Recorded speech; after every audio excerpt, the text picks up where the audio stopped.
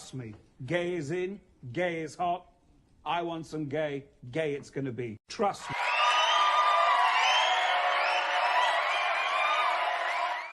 Hello, everybody. Hello. It's Sunday. So this is the day right before we go back to work.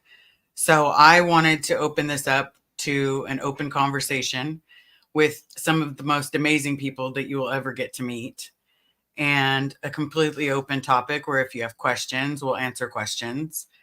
And at the same time, talk about something that needs to be talked about, something that has struck most of us to our core. And so for that, I'm going to ask a couple people to join us so that way we can have an open conversation, just like the friends that we are. First and foremost, we've got Serge Delmar. I feel like I should have a drum roll. Happy Sunday. Yeah, I should get a drum roll. We have the rock star.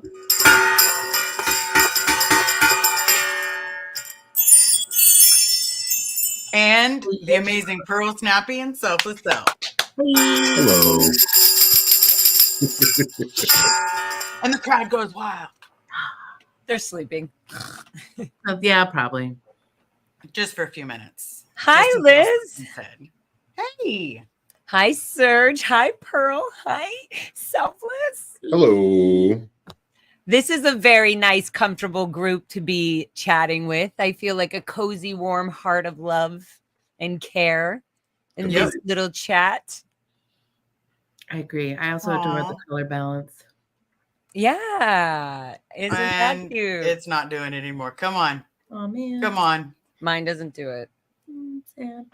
Oh, wow. And of course, Serge has like the perfect heart. And I'm like, okay, because, you know, that's just unfair. Maybe I got to turn up the brightness or turn down so I can match Liz's vibe more. There. No, it looks good with the purple. It matches yours. So you're both okay. Here we go. I had to bring the gay rainbow. Yeah, we got to make a front light here. Yeah. It's good vibes. I like these. This is very nice, purpley, pinky, light colors. I like that. Liz, are you being the boss of this chit chat? I think we're all going to be the boss of this chit chat. But I wanted to bring to the attention, I've been having epiphanies because my own, like with all the attacks that have happened, I found it very hard to continue fighting and saying, come on, I just got to get him out. Got to get him out. While I'm still trying to address my childhood trauma and realizing that that man got me into it. That man chose to leave me behind, knowing full well that he would have been told as a Sea Org member that his out ethics ex-wife was beating the tar out of me. Unfortunately, that's how gossip went at Pac Base. Everyone knew everyone else's business. But in talking about my childhood, it's made me realize that I will always have my hand out if he ever needs help. If he ever wants to start something new, if he ever wants any kind of assistance, I will move heaven and earth to help him.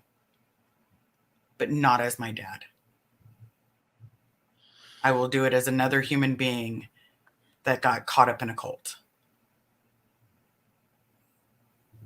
Because I can see that. As much as Laura, how long have I've been begging for love from this man for 40 years. And I didn't even know he was dead or not dead. I didn't even know that he was alive during that time period. And now I grieve someone, he's alive, and he's not making an effort to talk to any of the protesters. He's not running outside when Chris is doing Gold Base. You know, if he ran outside while Chris was streaming at Gold Base, Chris would have gotten it, and I would have politely knocked on the gates. Nothing illegal. This is for educational purposes only. Well, and that's pretty major of your list. Be getting to this moment. I mean, it's unthinkable that you haven't received a shred of help, especially from the so-called police department out there. Because again, you have not laid eyes on him. So imagine how unthinkable it is that all efforts have been made for that to at least happen. But even the wellness check, you can't even get a straight answer. It's all convoluted. It's all a bunch of gaslighting. So Yeah, it's still you an open are left, investigation. right, when it could be all sorted out in 1 second, like, you know, with you laying eyes on the man that did birth you, that did brought you into those hotels and commercial buildings. It's hard Yeah. to balance. It's hard to balance the definite, you know, like, okay, I love my dad. There were moments of this, so that shows he had heart. And look, the Sea Org just kind of overrides that whole relationship from the beginning. And it's really hard to mentally be like, you know, even in those deep moments, I'm like, I love my dad. Like, I remember this, and I know there's love, and I know he meant well. And then I'm going, what the fuck? What the fuck is he doing now? And also, am I wrong about the love that I assume is love? You know, like, if he loved even right now, exactly, Liz, in a real world, right, you would be going like, well, why, if he cared and he's heard and he's seen I'm such a flap and such a problem, wouldn't you leave? Wouldn't you just leave to figure out what this relationship, right? What handle me? What is this relationship with your daughter? And I don't know what's worse is me losing that closeness or whatever. I'm sort of like, not that I'm losing it, because like I'm there with you where I would help you in a heartbeat, but I'm not going to sit there going, okay, Dad, oh my God, I'm so ready to look up to you for all your help and support on the childhood that I missed out on. That's not going to happen. But at the same time, if my dad did come out and that did happen, he could also be evidence to the court saying this is what we did. This is actually what happened. And same with your dad, you know. So there's this mixed guilt thing. You know, we've been going to the courts and showing up for other people's lawsuits and cases and stuff that are happening. And we're seeing things happen legally. And where's our parents right now to be a part of that? Like, why do I want to go and get my dad into a legal situation where I have to like now take care of him and take out of my life and my energy of what I'm doing right now, which is already insane. I freaking literally was just changing spark plugs and shit on my van right before I came here. I no, Dad, all my energy goes back to me. It goes back to me. And so I struggle and I mix very much with that all the time. You know, the energy I would feel if my dad and mom did leave, my sister, my brother, mentally, things like that.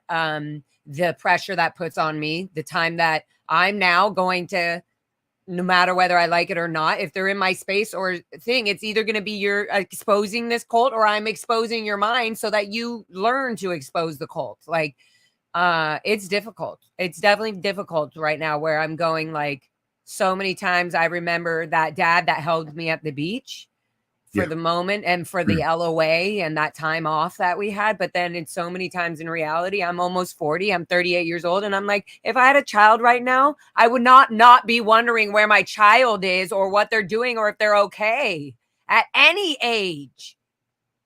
Yeah. And all of my age, even during, and how many times were you as a kid, Serge, as we were trying to convince our parents or moms or grandmas to please, we don't want to be here. Is there something else we can do? Do we have to do this?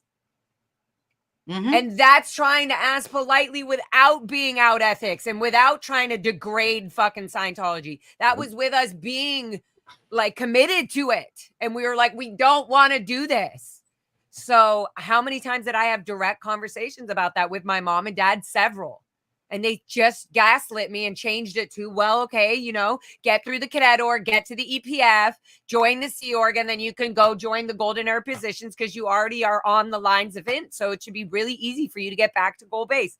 By the time I get to Clearwater, I'm like, I am fucking never going back to that fucking jail prison. And I thought Clearwater was a better fucking place. So I even tried to warn Valerie, another underage minor that was being led in the Sea Org the whole time, because she now was going to Gold Base. And I was like, oh, even in CMO as a 14-year-old messenger, I was going, oh yeah, oh well, that sucks. I'm probably never going to see you again.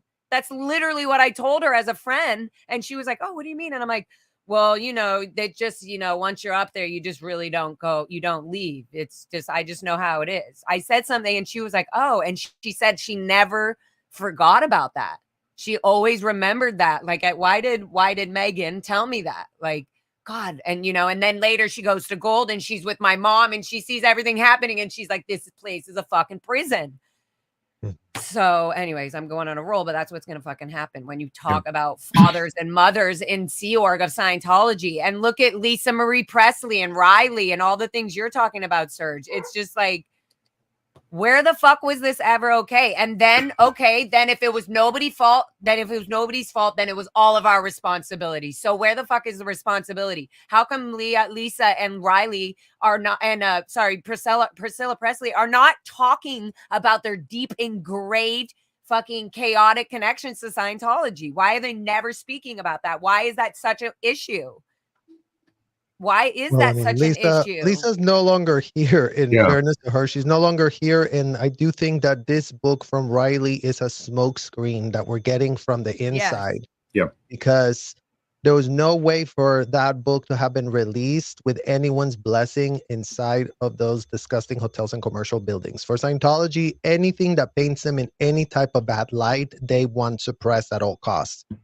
So Riley, thank God she went and actually exposed everything that Lisa left behind, because she has actually corroborated everything we have been saying. And let's not forget, she was on her way to court to denounce the cover-up of systemic you-know-what's out to these, aka this, and that's where it counts. To your point, Laura, and even to your point, Liz, that if our parents want to show that they're taking responsibility, they're going to take themselves to court and under oath going to literally help stop this disgusting abuse that we wouldn't have been there if it hadn't been for them. Like you just said, Liz, it's like, kids were not going to be in Scientology if there weren't parents offering them up.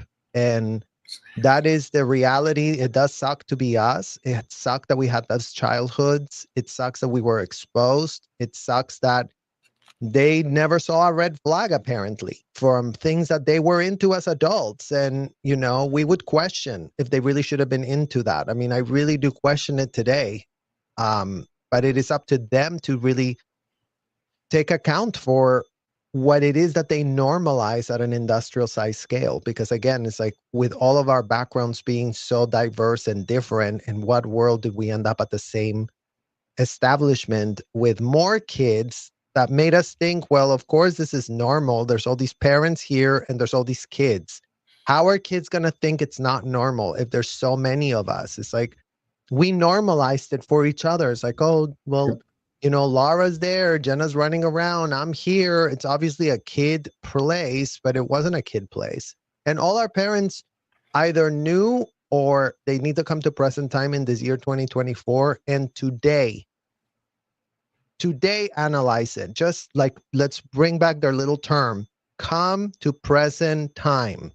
In present time, can a child be there? Yes or no? I don't care that, well, it used to be like this and we were told that it was that. You know what? You were told a million things, but you know what? Today, was it right? Yes or no? It's a yes or no answer. It's all we need.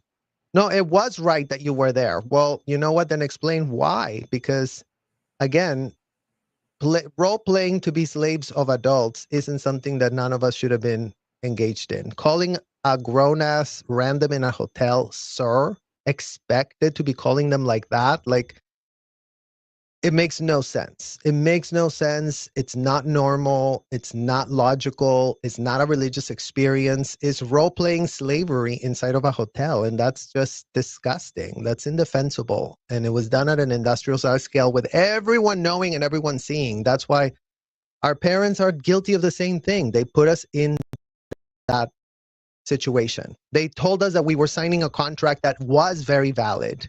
That if we did break, I mean, you know, as we all broke it, ended up with us having a freeloader debt. To go back to this whole situation with you, Liz, it's like, oh, we're collecting on a freeloader debt. About what are you talking about?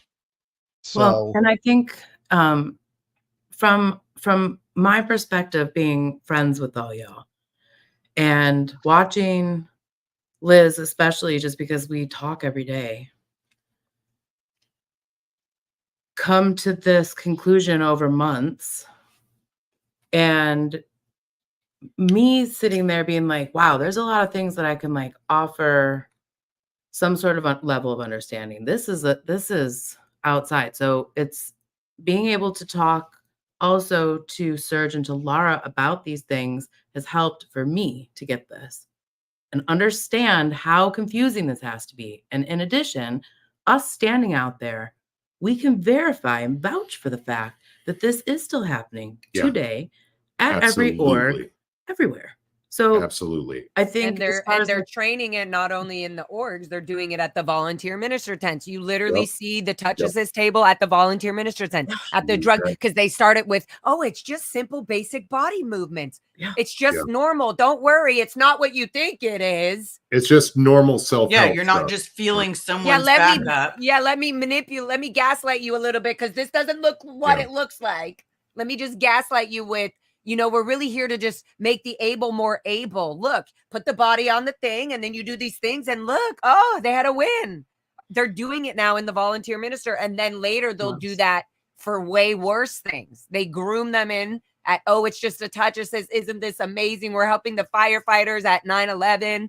Like, what the fuck are you? There is no license that Scientology, none of these people have a light, like Serge says, it's like goes down. It goes down to that. They did a course that they probably did for free or they were forced to do so that they could become a volunteer minister, so that they can finish their liability conditions, so that they can be sent off to Paris or wherever there's eyes and film and media and fucking get the whole world to believe, oh, Scientology's not that bad. Because look, we have a little table here and look, it's just a touch assist. It's nothing. No, we're not doing that.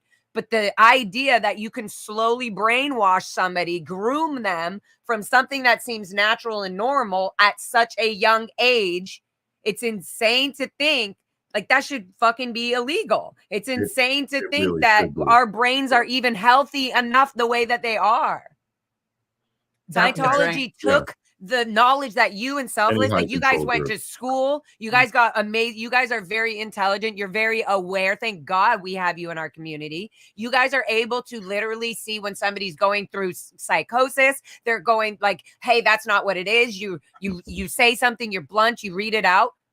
And it's so obvious that we're going like, whoa, here's education, and somebody going, no, you're not stupid. No, none of this. Actually, you're quite smart. And it's quite amazing to get the reflection back of like, wow, they really were fucking with our psychology the whole time on purpose, 24/7. And they obviously didn't destroy all of, you know, your good human feelings, because you're here turning around doing this work now. And what was like really striking about both of your stories, you're saying, why couldn't they turn around once you're out and give you the support? Why couldn't they see these things when you're out doing the same thing? And I'm thinking, you had prioritized them over like parts of your own freedom and agency and what you were doing in your lives. And they did not share putting you above their connection to this cult, which is telling them that you being outside is so problematic that they can't have any contact with you, but they couldn't get over that programming to put you first, where you guys have this whole time. And it seems like it's been outbalanced.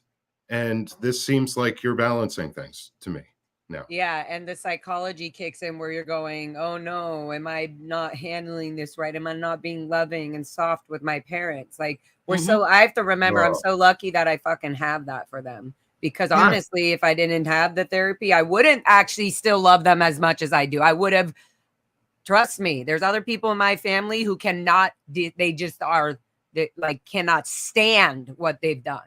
Well, now you're on the road to reality instead of the road to happiness, where all you have to do is Literally. blindly obey and be glad for your parents. And Yeah. finding that forgiveness in therapy, like unburdening yourself from like having that animosity for them. That's where they still own you. They're like, or anybody Yeah. does. If they're And I living remember rent-free in that your head. I have to tell myself that. I know, Liz, you do that where you're going, oh, wait a minute. No. That's the child in me feeling guilty as they want me to. Yeah. Well, and I just posted this from Dr. Glenn Patrick Doyle that says we get to be angry. How angry? Exactly as angry as we are. There's no shortage of things to be angry about as we work our recovery and come to terms with how abuse and neglect have impacted us. And that's the issue, right? It's like these are latent reactions of anger and wrath that we are having to now feel. Such a latent reaction. We couldn't feel this while the abuse was happening because we always were told you are the problem. There's a deficiency in you. And they took that to the nth degree. So it's not just a situation where, you know, if a child was having a problem, one parent did this thing and then no one else did it. It's like the problem with the Scientology parenting programming is they all fell for the pitch. We're all going to do the exact same thing. And in that agreement as a collective is when they became dangerous. Because, you know, this is not all Priscilla Presley's fault. This is not all Bob Harris's fault. This is not all Phil Anderson's fault. This is not all Pedro Gil's fault. It's the fact that they're together, agreeing, you know, and then we're talking about now we're going into the legal arena. That is what is called a conspiracy. When you go and agree to do something illegal as a collective, that is what is called a criminal conspiracy. And if a collective of adults got together, Priscilla Presley, my mother, your mother, all of them, and they said, our kids are fair game, have at it. Oh, yeah, we're going to save a world that way. Damn. That's the part of the realization that is almost unthinkable. And especially like when you're third generation, like my grandmother was my groomer. She was in this course room. I started doing the courses so young because I was like, well, my grandma's doing them.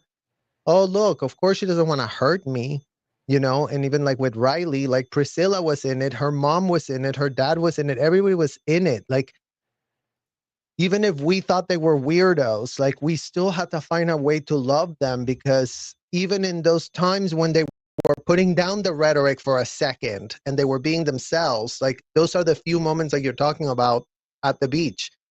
You had that moment of humanity with them and you saw that inkling of humanity, but it wasn't long lasting because they went right back to that other thing. Like an and alcoholic's moment of clarity.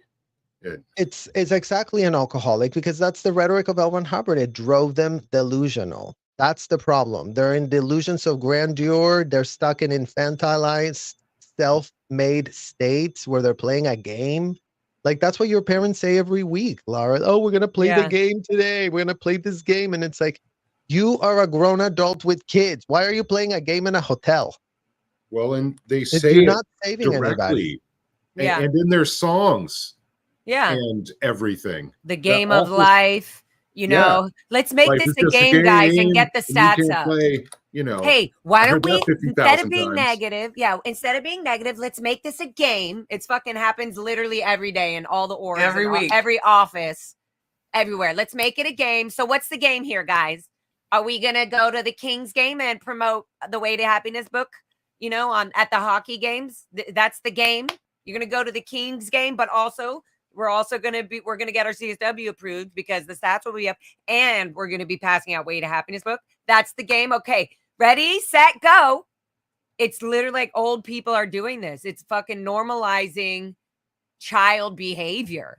Like playing games like that is a child behavior. Like, oh, is this work too hard for you? Let's play a game to make it easier. Look, it's fun. And like being worked to the bone and getting like a pizza and soda reward for like making them maybe a lot of money. No, pizza and soda would be like the upset award if you were allowed. Right? Like that was pizza and soda. That That was sounds like- fucking great. Yeah, Yeah. that was I like, remember when our wow. award They're was like, number we did, one. like, Those Yeah, were sorry. great days. Like you Yeah. can have some mayonnaise to put on those beans and rice, y'all. Welcome to seasoning from Scientology. Gross. Like the it'd be main movie thing, night. like ramen. Yep, movie night would be like if you got a fucking slice of pizza and Coke, you were like, oh my God, tomorrow I'm gonna make sure I get 3 people already in and done and finished and registered so that I'm already upset over next week, so I can definitely go to the ward next week. Wow. It's literally over a piece of fucking pizza and Coke at a certain point because you only get a lot of these certain amounts of freedoms, and when you get them, you're like, I understand why I don't need to be in the outside world. Look, I can find joy in just these little things and stick to the most amazing thing in the planet by helping everybody, by doing my job and sticking to it. And going out to eat with y'all. I'm not trying to like put you on blast, but like I've never seen y'all will order everything and taste everything just because you can. And I don't blame you. But I definitely do. I definitely do. I was just like, okay. And then I pay for it all so that everybody and nobody That's right. feels entitled. Like they don't have all the stress is gone. And I'm like, isn't that the best time? Yeah. And then you Like, realize like for somebody like me, it's like, oh my We gosh, never she got is, like, that. undoing everything. Like this every opportunity to like Fuck undo yeah. and read Fuck through yeah. those situations. And I when love to get to see it. Yeah. my mom and dad would always the little times that we all did get to go on an LOA every fucking it would have flapped if we didn't go to the funeral or 3 days and then you're back, you know. If we did get that time, it was always so watched and so like every moment, even outside to like process that on your own, even to it was always like if you were excited about something you saw in the outside world while you were on that vacation, you're good. It was out of balance. You're getting other fish to fry. So let's find your evil intention from 5 million years ago. From at Life FPRD. Yeah, you're going on the RPF, and now we're gonna find all your fucking evil things, so that by the time you're fit, like you just never will ever even have the thought of doing that or wanting to do that ever again. So because you saw some like cool skateboard kids and you wanted to be a skateboard kid or whatever. Like Just not Aaron Cairo. Yeah. Thanks. Well, like, I mean, just simple things like even just seeing other kids my age that were Scientologists that were on, like that were on course, that the coachman and at Fort Harrison, I was just like, am I going to really do this? I felt like when I would see them, I would feel bad because I would be like, oh, I kind of would be led or wanting to do that. And so I think, oh, I'm being out of ethics and out of balance. But then I would be like, but am I going to do this Sea Org thing for the rest of my life? I don't think so. Like if I really have a choice and they're doing that, then I'm sure I can maybe live in the outside world. And oh my God, was I wrong? Like when I got out, it's like the whole outside world just seems like chaos and you don't remember things and you're just like, what is going on? Like it's so hard to be in the present because not everything's done for you. You don't have a schedule that you're attending to. You now have to do your own life. And it just seems like overwhelm. It's a lot. Okay, here's the question. Okay. Pearl, you've eaten with most of us. Serge, you're going to have to. No, you've eaten with all of us. Here. I've eaten with all of you. Okay. When I first got out of the Sea Org, it was really hard for me not to like eat a burger in 2 bites and shove a little bit of French fries in and then go about my day. Yeah, that's the norm because we had 15, 20-minute meal breaks, if that. And we were using them quickly to go do other things like walk to the local store and get something fun. Remember, you were told it was downtown and degraded to enjoy food. It's like, why are you enjoying food? Like, that's weird. Yeah, it's other like, fish to fry. That's terrible. I had no. So really eliminating every little bit of like the human animal's own enjoyment of their own existence and replacing it only with like HCOPLs.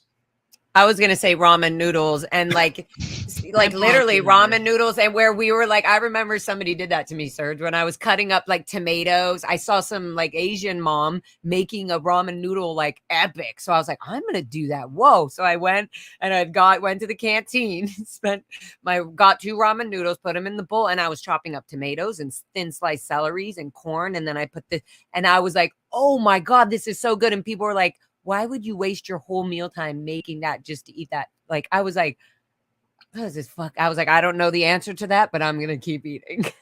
All right. Anyway, so yeah, there was no clarity. It was just like, I don't know why I feel this way because I feel it, but I'm not allowed to have this feeling, but I'm going to enjoy it secretly and privately so that I don't get in trouble. Yeah. Food, Well, and desserts. Oh my God, dessert. When we were having sugar whenever I want. Well, within reason, so I don't make myself diabetic. But at the same time, it's like having a tiny bit here and a tiny bit there. It's like, oh, okay, yeah, nice. When before it was like, no sugar for you. Right. Or even like, are you eating a Snickers before course? It's like everything was judged.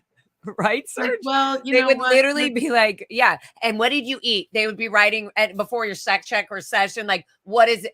Like even the supervisor would be like, you don't look well rested. What did you eat? Protein. Yeah. So you ate 2 graham cookie crackers from the canteen and a slice of the tuna. Anyways, it's just simple things. Like I said, when you're hungry, here, have a Snickers.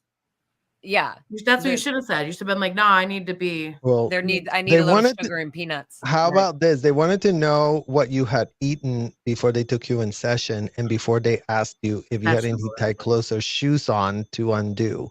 Right. So it's all this like attention on food and sex and the body. Right. It's part of every single audit that you do in Scientology. There's not one single time anyone could ever possibly audit you that doesn't have to ask you, because it's called a model session and setting up a session, and there's a whole film.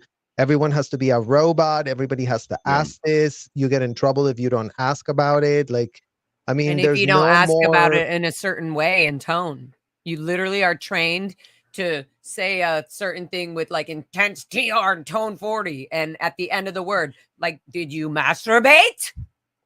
It's like to make it very clear.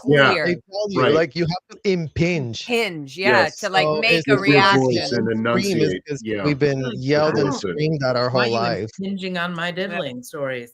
Yeah. Ma'am. It's funny. It's the exact like reverse of Crowleyan magic that he came out of, where you're meant to expose yourself to like all of these things that may get you like all of the pleasures of the flesh and everything, and do them all the way up and kind of form your own personal power through like kind of passing through the fire of like taking the body experience all the way up.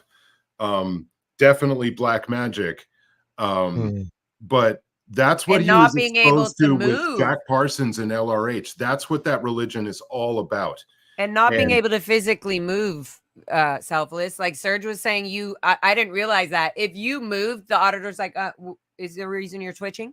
Yeah. Because it makes a big movement in the needle. And so your hip, you're forcing it's keeps you in a hypnotic frozen state. You literally forget how long you've been in the room for.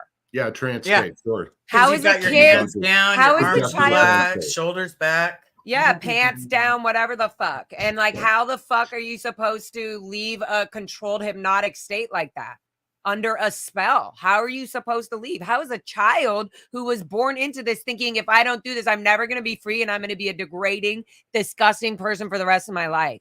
And not only my life, for the rest of my fucking eternity, because this is the only lifetime that I can actually get auditing to clear all this shit out. Right. And I'm going to fuck it up at the only opportunity that Scientology is giving me.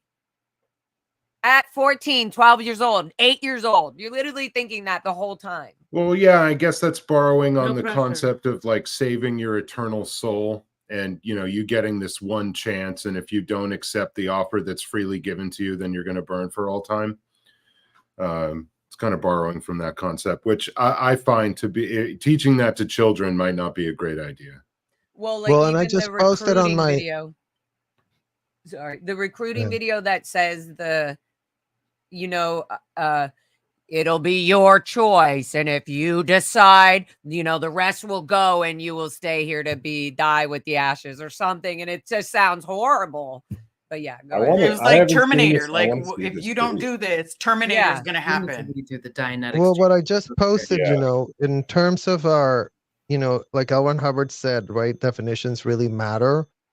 So, aggravated child abuse under federal law 18 USC Code 2340 defines torture as any act intended to inflict severe physical or mental pain or suffering for the purpose of coercion, punishment, or control.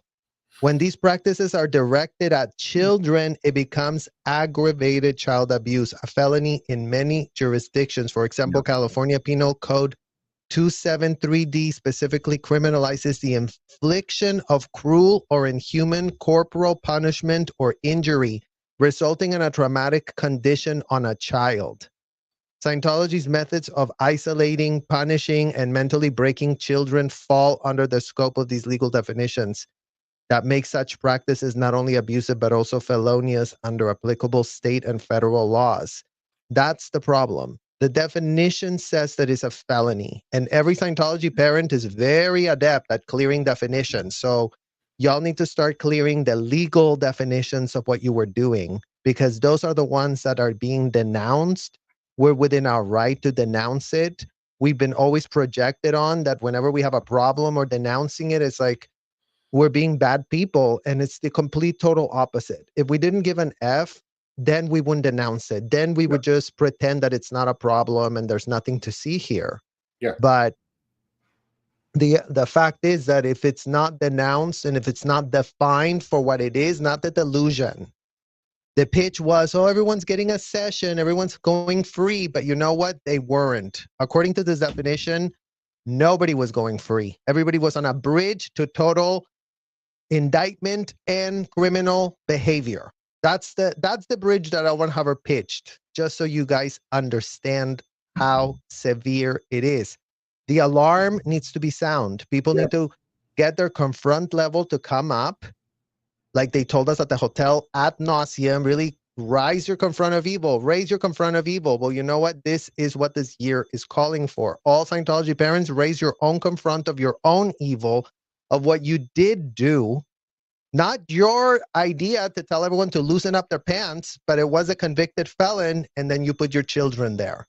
All Scientology parents know this. This is why this is across the board situation. This is not, oh, only Priscilla knew that they kept telling Lisa to loosen up her pants and her bra for a session. It wasn't just Priscilla. It wasn't just Lisa. It wasn't just Riley. It wasn't just Laura. It wasn't just Liz Ferris. It wasn't just Nora. It wasn't just Miriam. It wasn't just Jenna Miscavige. It was all of us. Policy. With that being done always. That's the problem. The problem is how much it was done, how much it was full knowing, how much evidence they've kept on themselves. Because that's the thing that doesn't make sense today. Like, if you kept all that evidence about it, then why are you not realizing how fucked up it all is? Because you have it right there in your records. Your PC folders are filled with the evidence of what is indefensible, because no one had a shred of capacity to be analyzing that information, data mining it after completing a 2-week course pitched by a convicted felon, taught by including that limit to underage kids like myself. So none of that makes sense. All of that is wrong. All of that is disgusting. All of that is something that all our Scientology parents are perfectly aware of. But today, they're not on the record repudiating it. Today, they're still infantilizing themselves, pretending that this man that they all were worshiping, legitimately worshiping L. Ron Hubbard. Like, whatever L. Ron Hubbard said, he's so amazing. Well, double check if he's that amazing.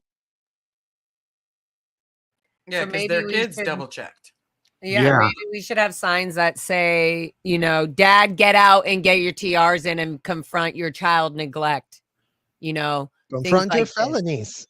Confront your felonies. Yeah. Like, literally confront your felonies. Like, You're not going to float them away inside of a hotel. This calls for you to go to Homeland Security and say, you know what, I need to really cooperate with a criminal investigation that you do need to start. Because here's my affidavit. Here's my testimony. This is what I did to my kid. Yeah. And you know what? The problem is they already agreed. They're already out there protesting this being done. But the problem is that they're still doing it to other kids.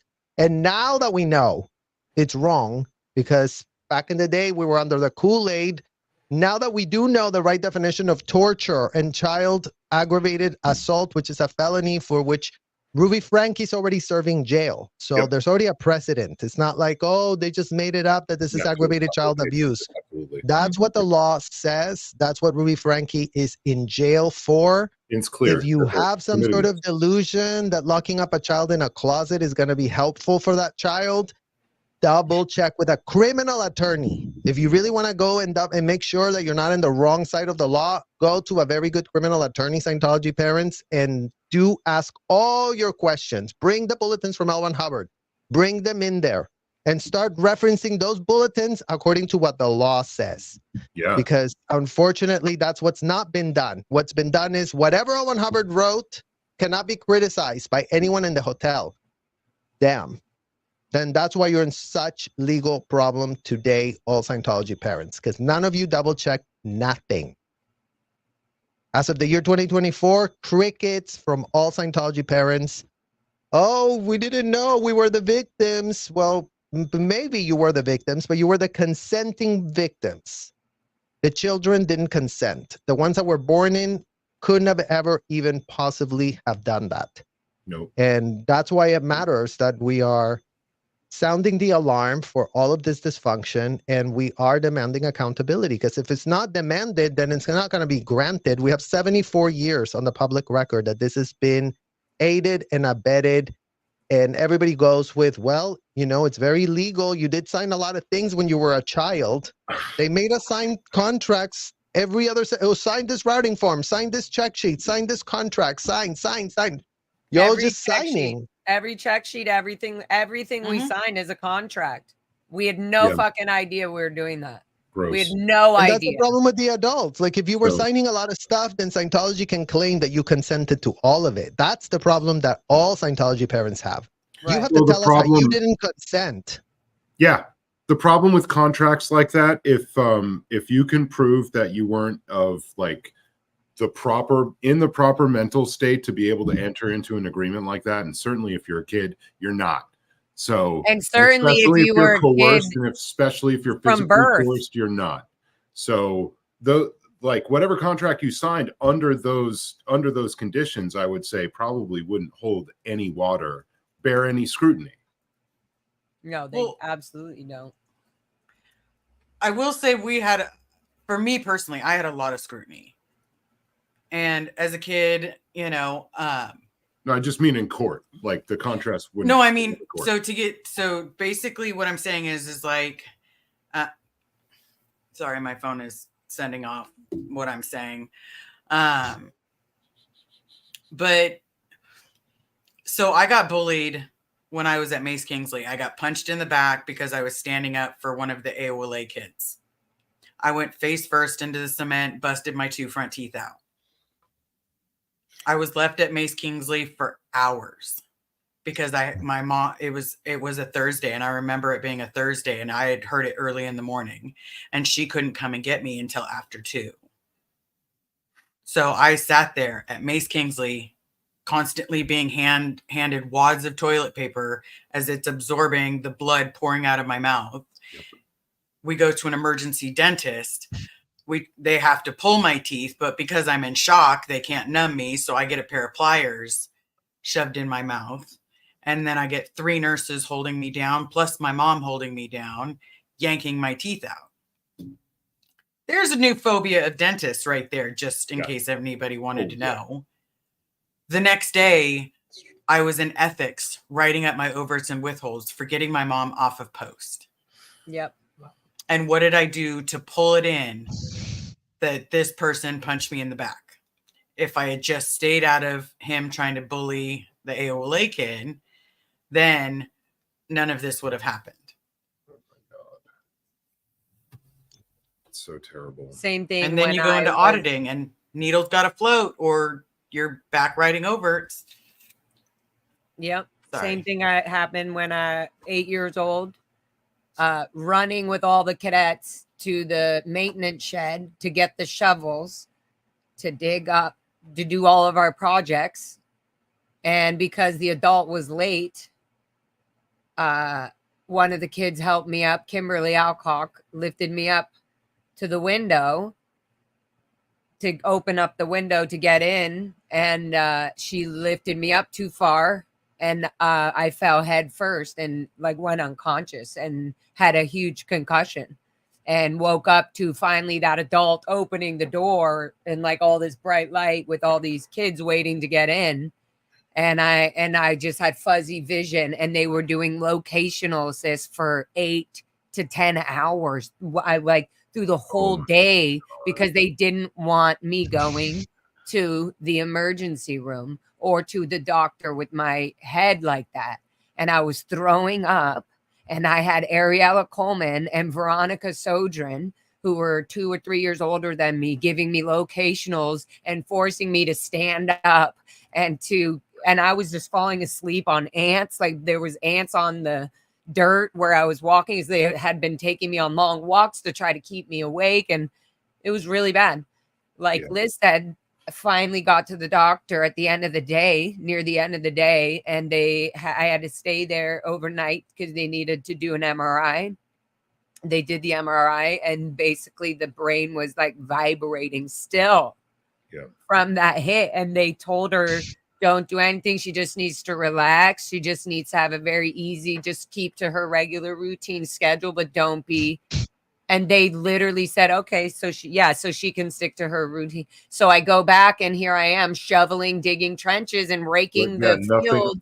And the Savius Tabioyan goes and tells me, you better speed it up on your project. Hurry up on, you're doing extra because you ended up spending all the money out of the medical funds for all the adults and the students for your MRI. And I had no idea what that even meant, my MRI or my brain or my hospital. I just knew it was my fault that I went to the doctor, and whatever they did that whole trip of me going in the machine took out all the medical money for the ranch for like a month. So nobody could go to the dentist allegedly and all this stuff. So that was really hard to hear. I felt like for at least I should be on the decks for 5 years because all these kids and everybody couldn't get medical attention because my hospital bill was too much. Well, and that's what we just spoke about on my last live about Lisa. She had that operation. She wasn't feeling good at the Golden Globes. Then Priscilla's like saying she looked bad, that there was something weird with her. And then they like, let's go to Chateau Marmont. And then Lisa's like, no, I need to go. I have excruciating pain in my stomach, which she had just gotten operated. And instead of going to Cedar Sinai, which is down the street from Chateau, it's like, oh, I'm going to just drive back to Calabasas. And Priscilla doesn't even check on her after any of this happened because our parents are the ones that scared us into going into doctor's offices. And same with Moxon's daughter. Same thing. Didn't take care of her, got her into it, fucked up her life.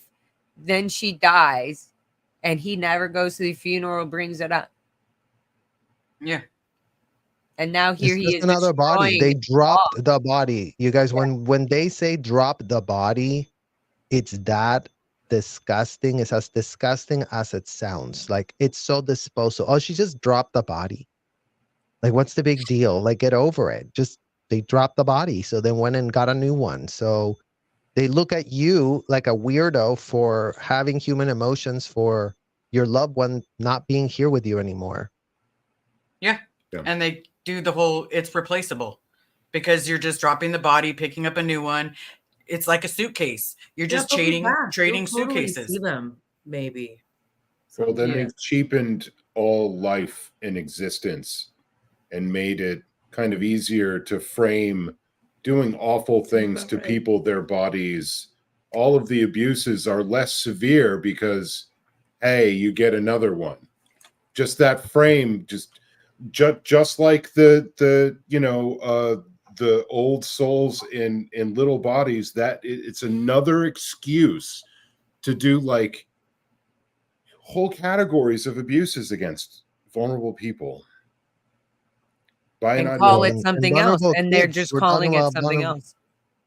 Discipline. vulnerable kids that Just, we were as gullible as you get. Like they told us this disassociative language. They groomed us with the disassociating language. You're not a body. You're a thetan. yeah. See, psychology, they would tell us psychology tells you that you're an animal. You don't want to be like an animal, right? You're not your body. Your Yeah, I body is forgot an about that. animal. It's like, what?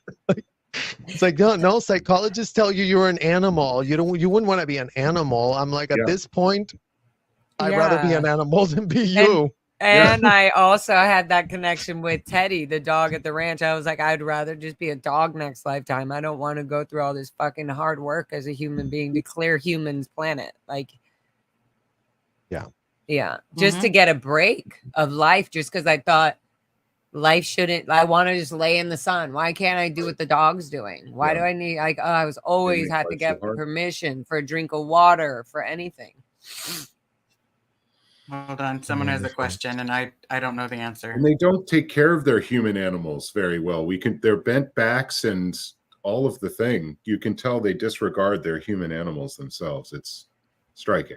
Question: wasn't Biddy Miscavige the one that started the ranch? Did she know how it really was there? Have any of you been able to tell her how horrible it was? Thank you, Minion, for your question. Yes, it was Biddy Miscavige that did start the ranch. She was at a very top level of executive. Biddy would have been able to get a lot of access because every week the cadet org had to write plenty of reports up to management. What happened when you had the concussion? They had to report that flap. On this date, a child fell. We tried to keep her out of the doctor until we literally saw her that she wouldn't fucking open her eyes. And then we did go and give her an MRI, even though it cost us a lot of money. But don't worry, she's already been punished for getting an MRI. Yeah. So those are the type of Yeah. information that all these executives were getting. Did Biddy get that herself? I don't know. I have no idea of knowing. I just know that she was at a very high position. And if she wanted to know, nothing could be kept from her. That's the type of position she was in. Did she know? How much did she know? What did she know? That's what she needs to clarify on the public record and actually to Homeland Security. Biddy, that would be a much better place for you to land. Go to Homeland Security and tell them what you know. Tell them what you did. Tell them how many kids you do know were implicated. Tell them how many kids you shipped off to Debbie Cook at the Florida location, because double check if that's not called child trafficking, sending a bunch of minors in an airplane across state lines, Biddy. Go double check on that. You love definitions back in the day. You know what? Start clearing the definitions now. Open your goddamn eyes. We're going to pry them open. We're going to serve you the facts, and then you're going to go deal with those facts, because that's what this moment is calling for. The adults that were there need to become adults now. You're not infantile kids. Your daddy is not L. Ron Hubbard. You were all adults in adult bodies doing the abuses and overseeing it. And the problem today is that you're nowhere on the public record repudiating or showing a shred of remorse about anything. That's a big, big problem. That shows us you have no ethics change, not progress, not self-reflected. You know, a good OW write-up that you all know how to do with time, place, form, and event is all that any Scientology parent could do. Write a real OW write-up, and don't take it to the hotel. Take it to the FBI. Take it to law enforcement. Take it to a criminal attorney and start cooperating with the investigations that are needed. Start securing a deal for yourself based on how willing to come clean you are. Because you did tell all the kids, oh, you're not going to have a happy life if you don't have clean hands.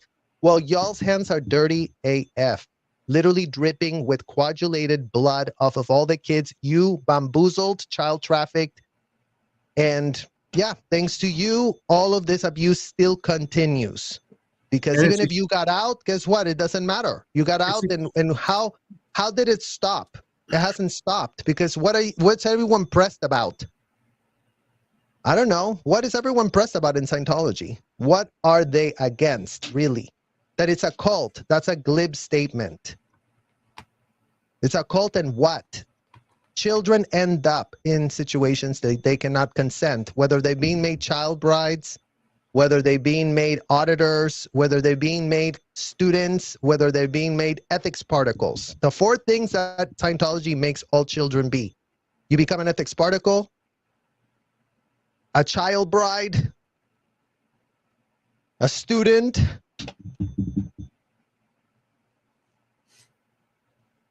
Kind of a fake military officer. Yeah. You know, Yeah.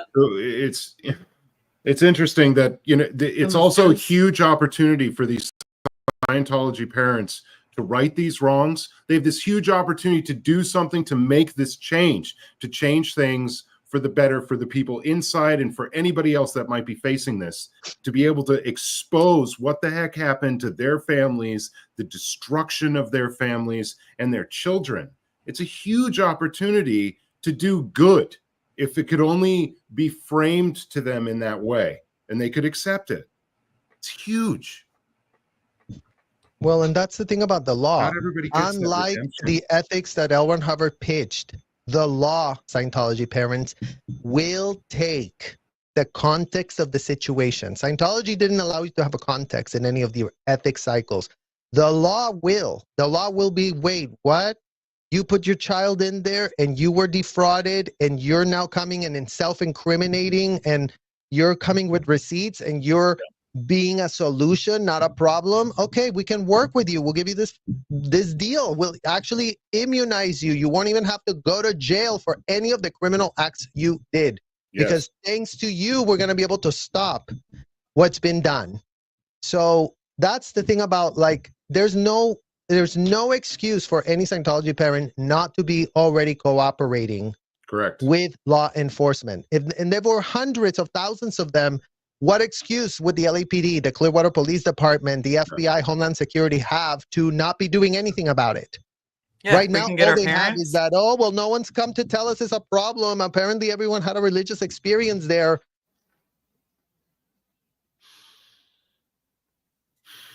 I'm not sure what just happened. No. The light said, let there be light. No.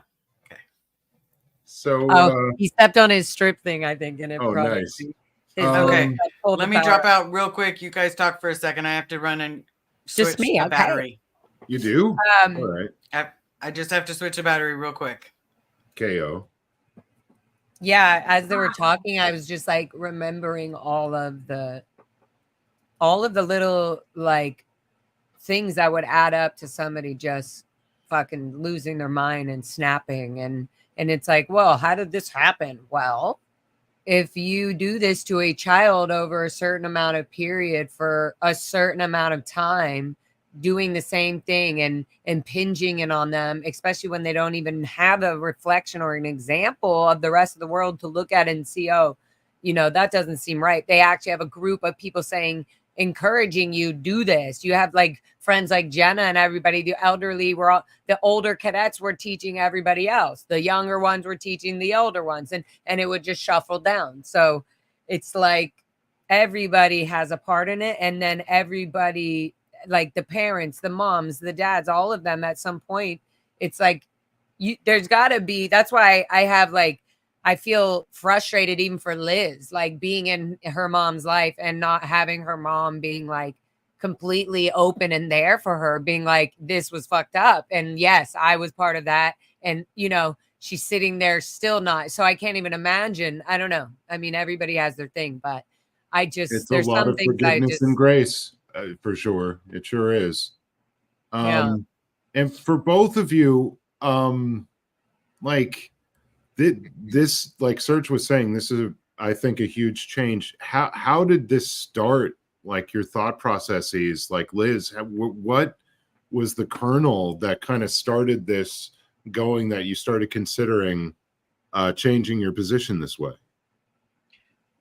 Because it was really hard for me to realize that in the last 2 years, while I've been trying to fight for him to just wave his arms, whistle again, do something, you know, give me a sign, throw me a pigeon. I don't care if it's covered in bird shit. Like, give me something. We had a pigeon at Jimmy Kimmel. Maybe that was his sign. There was a literal pigeon on the dead Yeah. on the sidewalk with two At least Jimmy orange Kimmel cones. gave you a dead pigeon, right? With So There you go. with two orange big ass cones. Like they had more time to pick the two cones up and put it there than just to put some gloves on and pick up the pigeon and They get it just out of the dropped way. the body, Laura. I don't understand. Just drop the what they body. did. They needed Just to do drop the a body. proper The burial. pigeon dropped the body. Yeah. Yeah, Mhm. they just dropped the body right in front of their Jimmy right. Kimmel. So full of lies. Right. That was Elron trying to come back. Flunk, start again. Target. So Anyway. it was just thinking back to kind of how much you had put into this, the investment. It was thinking back into how much we put into this, and then talking to Serge Obolinski, and he would like every time we spoke, he'd be like, "Have you heard anything yet? Has your dad reached out?" Yeah. Mine reached out to me the other day, and it was like I was a little jealous. And yeah, of course. if anybody knew Ivan Obolinski, it was no one to be jealous of. No one should have been jealous of Ivan Obolinski. But I was a little jealous that Serge got his time with his dad. And even a person like Ivan Obolinski can put his kid first. Why the hell can't my dad? Yeah. You just totally screwed up priorities. You know, give me Totally a sign, screwed give up. me a come out waving a red flag, wave a white flag. Anytime someone was protesting by you, scream out, "Hey, I'm Bob Ferris." You know, anything. And if he still does it tomorrow, I will do everything within my power to help him. But I can't make it my prime focus because my prime focus is getting through my childhood so that nobody repeats my childhood. Yeah. Is remembering the ridiculous amount of auditing that we had to go through, you know, the ridiculous amount of eggs we had to eat that were just not egg color. I've made thousands of eggs since the Sea Org, and let me tell you, they're completely different colors. Ew.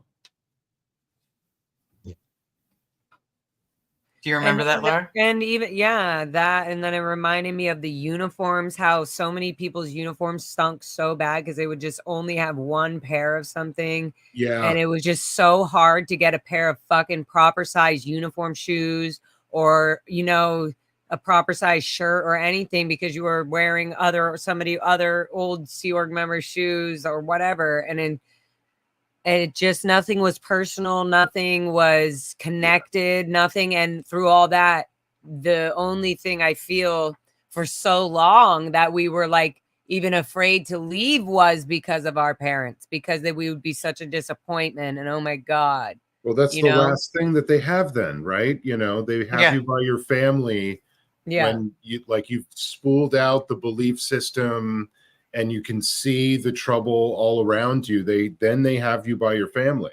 Yeah. And they used our families every single time to try to get us to stay when we were leaving the Sea Org. They would have, last minute chance, get somebody to go in and talk to them and whatever. And it was just horrible. They sent my brother and it's just, and here my mom and dad and none of them, my mom too, she's like all quiet, tucked away at the gold base in her little David Miscavige spell.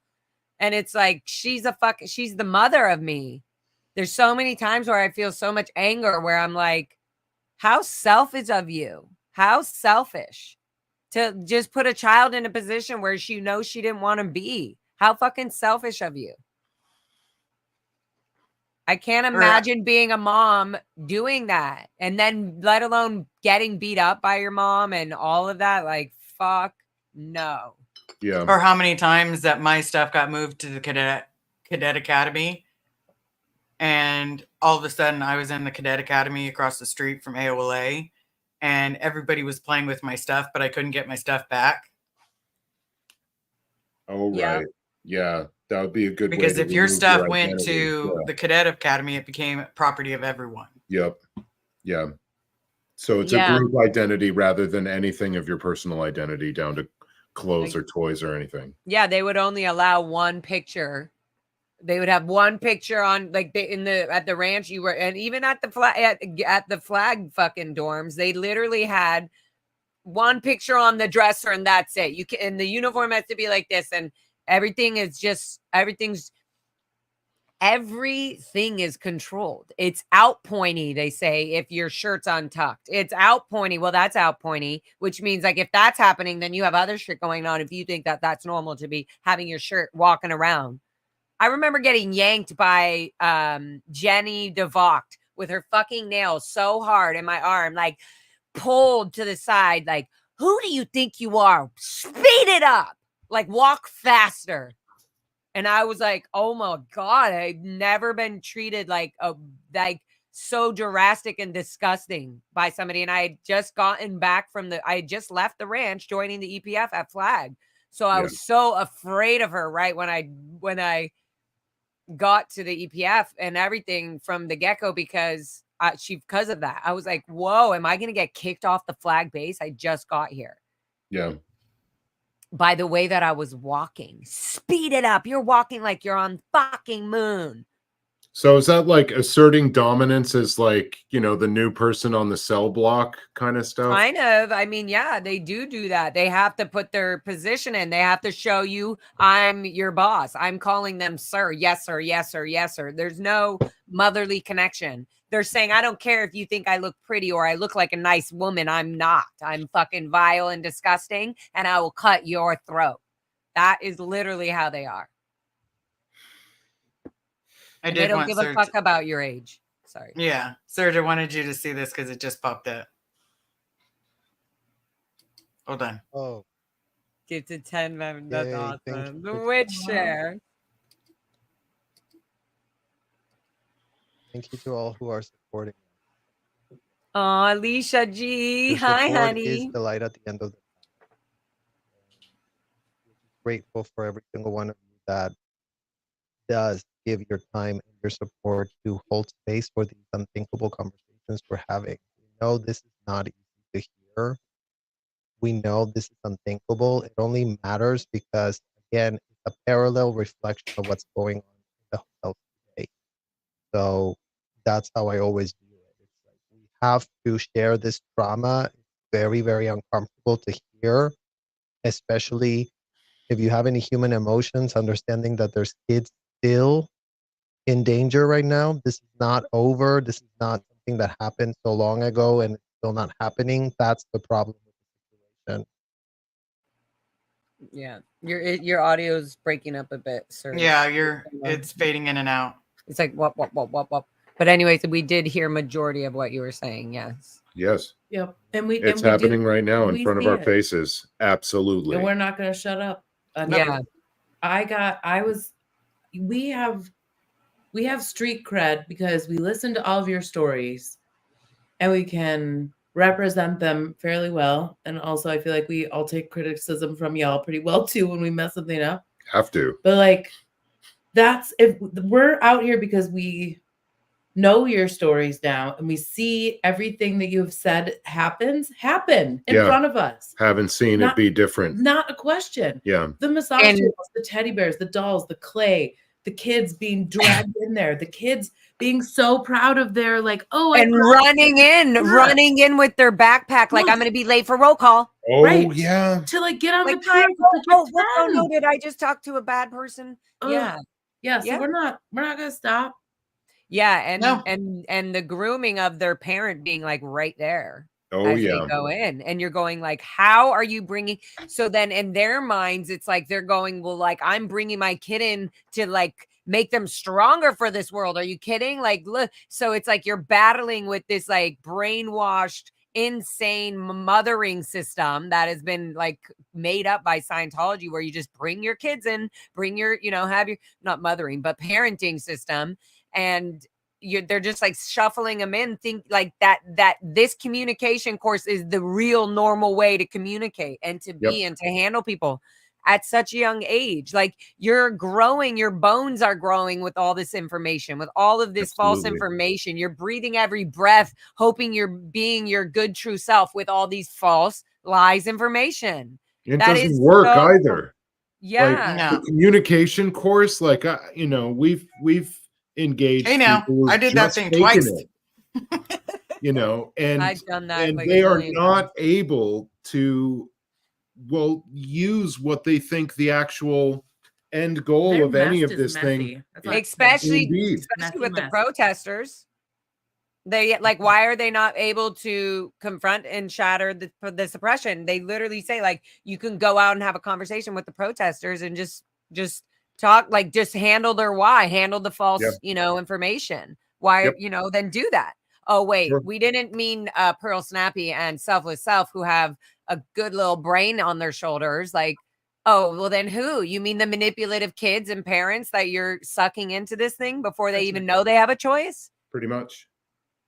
So Children like a cannot predator fucking trying to prey consent. on the vulnerable first, and not going head to head with other predators or the strongest in the herd. And it's very strange when an adult or somebody that has gone through. Sorry, did you guys just bonk your heads? No, he was just Oh. like what you couldn't see because his hand was lower. He was just like, yeah, you know, the weak one pointed at me while he was I was talking. just He's like gesticulating out, but points at me. it wasn't Freudian at all, I promise. Freudian slip. So there was a question that did pop up. Someone worried that Laura's brain could have been herniated. Yeah, no, Things I that- always things think in every our- time I have a migraine or something, I go, oh, is it because of that time? Yep. Yeah. Every time. Yeah, they were risking your life there for sure. And that wasn't There's the no only way they thing. could That's have just something I knew, like nervically, like brain damage or something could, you know what I mean?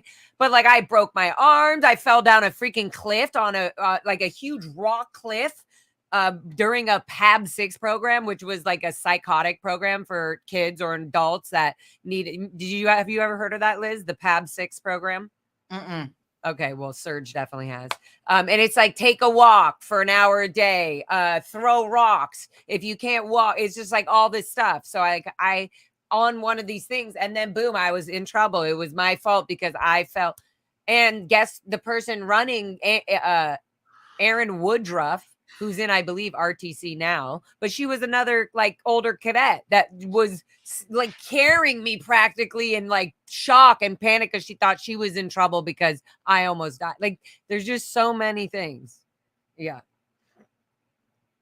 It's just nonstop. It's just constantly every single time. Anytime you got to get permission to go to the dentist, you have to be, your teeth has to be severe for you to be first in line, or you have to be on technical lines or on, you know, celebrity lines to really need to go get your teeth done or whatever. It's like your body's not a priority. You're not important until you're needed or for something internally. Like, stay on your job, do your job. This is all you should be paying attention to. And if you're thinking or paying attention to anything else, anything else that it's going to distract you, we'll know because we're watching you. We can see when you're slightly falling out of line. Yeah. All our whole childhood, baby, all the way from baby, all the way to adult, leaving this year, you're still going through this. You still have this mindset. Oh no, what is my mom going to think when I tell her I'm not a Scientologist? Is she going to be nice? You know, are we still going to be okay? Will I be able to live a normal life without? It took like 5 years just to get through that. And so there's so much. Yeah. Yeah. Well, I told my mom like 4 years ago, I do not believe in Scientology. That didn't go over too well. Yeah, what was that like? A whole lot of, we're Scientologists. Like we are in this family, and I mean, it was just a couple of months ago that her mom admitted that it was even like close to being a cult. Right. Would even say the word. Am I wrong? Yeah. So like, and that's with Carrie, like explaining some of the stuff that she's been through, right, and comparing it to some of the stuff that I've been through. But when Carrie explains what she went through, it's immediately a cult. But when I went through it, that's just how things were. What did you do to pull that in? Because she has to defend that part of well, Or what why she didn't you did. tell me? So, like, if that's true for you, then she actually did something wrong. She's not ready to take responsibility, but she can see those patterns in other maybe organizations or other phases of life as actually being a cult. So that's interesting. But that sounds like progress of a sort, though, right? Hey, baby steps are baby steps. Carrie taught me to realize that baby steps is just fine. Every inch counts. Yeah. I don't know if you guys heard her. Serge Delmar said, good to see you all. Fix the audio, but now I have to run. Thank you all for the support. Kiss hug, kiss hug. No more kids in Scientology. Oh, okay. Heck yeah. Yeah. Yeah, that was great. That was. But I do love the children cannot consent. Like, just talking about it, because it does make me realize all those things. You could never consent. You were never allowed to have your own choice. No. Well, right. How many times did I get shoved in a bathroom full of ammonia because I talk back? Exactly. Bleach, ammonia, whatever was under the sink, get to work now. Yeah. Well, or the combination, because they did it was Saturday and the everybody had their job. Glove. Yeah, white glove, and one kid would be in charge of the toilet and the other would be in charge of the tub, but you didn't want to fight over the cleaning supply. So, I'll use the bleach to do the tub and you use the ammonia, and then all of a sudden you have 2 kids fainting in the tub. Oh my God. In the bathroom. People were fainting all the time. Yeah. 1 kid accident, 2 kids, Christina and Jessica, were like caught daring each other to drink the ammonia, and they had to like get them to freaking slow drink milk or something. Anyways, it was just like, it's just so things that happen because you're being used. Your life as a child is being used and configured into something it's not natural. It's not supposed to be. Yeah. And like legally and legally and naturally, right? You know, like, your brain is informed to be able to have enough wherewithal to be able to make these life-altering decisions in so many different cases as a minor. So it's instantiated in the law. Everything in pediatrics says the same thing. Everything in pediatric psychology says the same thing, and neurology backs all of this up with actual, like, your brain just isn't fully formed in the forebrain mostly, which is executive function, higher reasoning. So that's why you can't be tried as an adult until a certain age, because you're not really all the way responsible. It's more how you're being brought up, which is going to define all of your actions, says the law and says society. So no, you can't consent, like, neurologically, psychologically, legally, can't consent. Yeah. I loved when you said that. I was listening one time, you were like at the Texas org or something. You said something. That's my speech for sure. Yeah. And I was like, it, but I was like, that is so true. Yeah. I yelled it out loud. I was like, that is so true. Legally, I like repeated everything. I just wish, that was made clear to these police organizations and the federal government. And so this question before, has anybody taken their experiences to Homeland Security, and what's the process? I'm not sure. I have not, and I don't know the process. I would like to know, and I also know I have to be sort of ready for it mentally, muscle wise, so that I can dive into that and put it all down, because that's going to be a tough one. So it's a lot of combinations, but I don't know the process. Would love to. But I also am working on letting my brain not explode. Absolutely. Yeah. Baby steps. Yeah. And now so perhaps like a bunch of these other form letters that people have been developing, something that would list out the basic claims, a section where you could put in your own personal information and citing the specific federal laws for torture and specifically what Serge said. About really aggravated child assault under that statute. or send It a could be done. declaration I don't to think that the would be FBI. too terribly hard. I think that's a good idea. Yeah, that would be fun. I'm sure Pearl will help me and Selfless will help me with that. Oh, hi guys. I thought I was talking to myself. See what we can do. Yeah, we got Here's a lots, question we got for lots both of of us. paperwork to fill out. We got lots because that's what I was going to say. I'm very excited. Yeah, ex-witness Vernon. Question: Liz and Laura, did you both know Mike Rinder growing up in Scientology? I want to know this. Yeah. Yeah. we all knew him. Yep. If you'd sat at an award show and his name was called, you better hip hip hooray. Hip hip hooray. If you got caught not hip hip hooray or clapping or losing your ever loving mind, yeah, you were in ethics the next day. Not only that, his son and his daughter, Taryn Rinder, went to the Int Ranch. So I knew him very well. And then he didn't come often to the Int Ranch, which was really sad. I noticed that a lot of people did. It's just interesting when they're on certain positions or whatever. You as a child, now we're an adult and we're viewing what happened as children, and we're going, oh wait, what's wrong with this picture here? Why did I think this was normal? So what about this? It's like fun to be like, what was not normal? And I'm like, oh yeah, Mike Rinder never really came to the ranch that much. It was rare when he did. But I also then worked for him, so I knew him through that. I knew him being at like Gold Base, being a cadet at the ranch, and then he was on the Lisa McPherson case, and I was in CMO CW. So I was then running for all those executives, him, Guillaume Lesev, Mark Yeager, Edie Int. Oh, that's Guillaume Lesev, the senior CS Int, and that's, I think, one other person, but Marty Rathman. So you were in those offices at the top level running at for the them? third floor on the WB in Clearwater, being the messenger. If they open that door and they're like, I need a stapler, boom, I would be the one running it, giving it to somebody. And I was doing the shredding. I was doing bringing in the snacks from the galley that their chefs personally made for them, etc. So I was very used to and acquainted to Mike Rinder, and I have been. And I obviously haven't seen him for years, but there's a lot of stuff that growing, you do learn a lot. You go, oh, well, yeah, Mike did know about all the reports being sent in about certain abuses.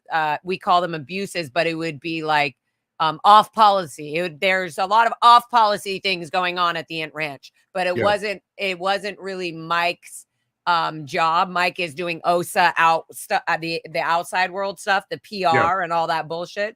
But definitely Mike Rinder knew in the meetings and in the staff meetings when it would come up when there were big flaps at the Int Ranch, especially when it happened to the cadets, because he had his own child in it. Both Taryn and his younger one, Ben Rinder. Which is what blows my mind, that he acts like he can just be like, how could I have known that, sir? Because even people that weren't in, we listened. We listened to what you said. And you were like, I know all this because I wrote it. Yep. Okay, but now when that's not convenient and you haven't maybe told everything, I don't know if you have, it's not my business. Or this doesn't add up and I'm going to keep saying it till it does. Right. But so like imagine somebody child trafficked for so long and deeply ingrained into what they think, like going out and flirting with somebody is nothing. Like they're just so used to doing that kind of sexual, whatever it is. Right. And then you're trying to degrade, like if they're not doing it for themselves and you're just trying to open them up to it, like, come on. Oh, you're going to keep saying things. They're just going to you know what I mean? It feels like that because it's so similar. It's like, my dad would have to never go back to Scientology. My mom would have to never go back for them to actually get what's going on. If they were going to come out and really, they would have to come out fully. And then they would have to really just like for themselves realize like they're not going to get brainwashed or reprogrammed again by going back saying, oh, my daughter said this. And they're like, oh, you better fix that. That's out ethics. They're coming out and they're never going back, and then they're going to have a different perspective. But until then, it feels almost impossible.